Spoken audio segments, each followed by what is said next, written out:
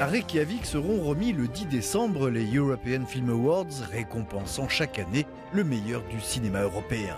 5 films concourent pour le prix du meilleur film, dont plusieurs étaient au palmarès des festivals de Cannes, Berlin et Venise.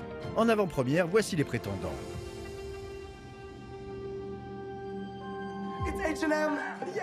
Honneur à la Palme d'Or de cette année, remportée pour la seconde fois par le Suédois Ruben Östlund pour Sans filtre, Triangle of Sadness, une comédie féroce et sans concession sur le monde des super riches qui vont se retrouver sur un bateau qui va s'apparenter au Titanic.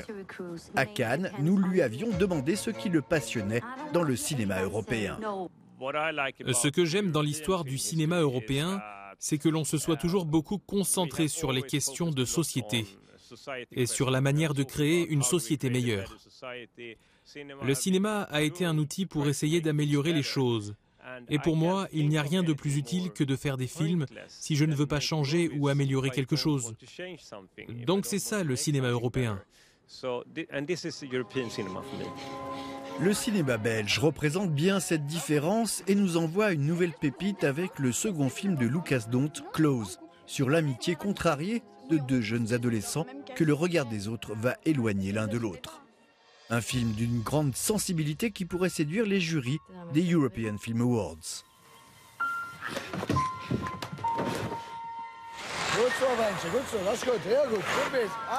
Dans ce pays, on a plusieurs langues et donc pour moi c'est important de faire un film qui fait une combinaison de plusieurs langues, casser un peu les frontières et en fait faire un film où plusieurs choses peuvent exister l'un à côté de l'autre.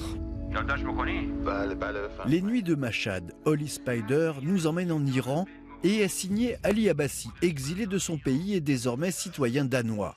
Il livre un film sombre inspiré de l'histoire d'un serial killer qui tuait les prostituées dans la ville sainte de Mashhad. Une coproduction entre le Danemark, la Suède, l'Allemagne et la France. Nos soleils, Alcaraz, est aussi un bel exemple de coproduction européenne entre l'Espagne et l'Italie. Le film retrace l'histoire d'une famille d'agriculteurs catalans qui, après avoir exploité la même terre pendant des générations, se voit expulsés et confrontés à un avenir incertain. Une chronique douce amère de Carla Simone qui avait remporté l'Ours d'Or à Berlin. Enfin, Corsage de l'Autrichienne Marie Kreutzer avec l'actrice montante du cinéma européen, la luxembourgeoise Vicky Krieps. L'histoire d'Élisabeth d'Autriche, dite Sissi, femme libre et rebelle au destin tourmenté. Le verdict pour le meilleur film européen sera rendu à Reykjavik le 10 décembre, à suivre sur Euronews.